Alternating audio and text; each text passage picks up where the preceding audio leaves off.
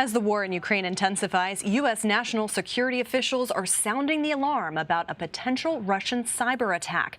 Cybersecurity experts say that this could potentially impact public transit systems, banks, and energy sectors here in the U.S. Senior investigative correspondent Catherine Herridge joins us now for Washington for more. So, Catherine, I feel like we've been hearing a lot about potential attacks, but what makes this current threat different? Caitlin, given the current threat environment, cybersecurity officials have told CBS News that if there is an attack, we can expect what amounts to a 1-2 punch. The first point would be the compromise of folks' personal information, and then the second, and significantly, the physical damage to networks that could, in fact, take weeks or months to repair, Caitlin. And does the intelligence suggest a major attack is actually possible? Well, there are two components here. The first is that there is, unfortunately, a precedent. Around 2017, there was a major attack in Ukraine, a cyber attack that was blamed on Russia.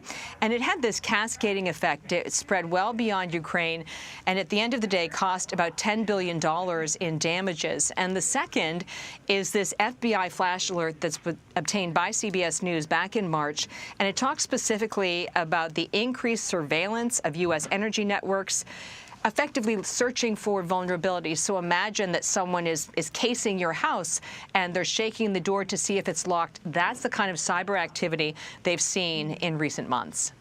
And can you give us a sense of what a major attack from Russia against the U.S. might look like?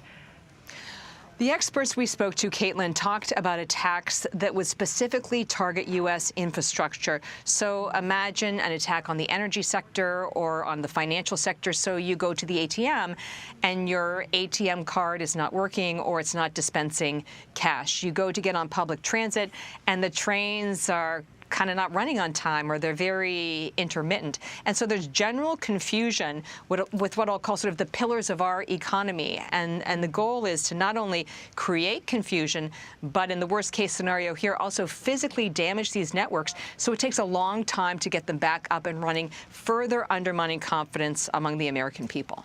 Oh, that's really scary, and that's tangible for people to understand. For sure. And what are your contacts saying about the fact that Russia has not yet launched a major attack against the U.S.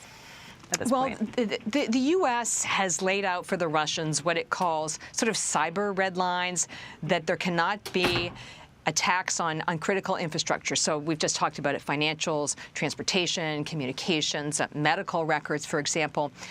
But the issue for the Russians, and this is based on what I'm hearing from my contact, is that they have deep concern about the response they may see from the U.S. The U.S. has a very robust capability to respond, and that's where we get into this unintended consequences territory. Remember, we talked about 2017 and this ripple effect? So a cascading effect of a cyber attack, and that just increases the risk of further escalation. So you can be looking at damage not only to the original target, but then also this offensive, if you will, or retaliatory strike by the United States.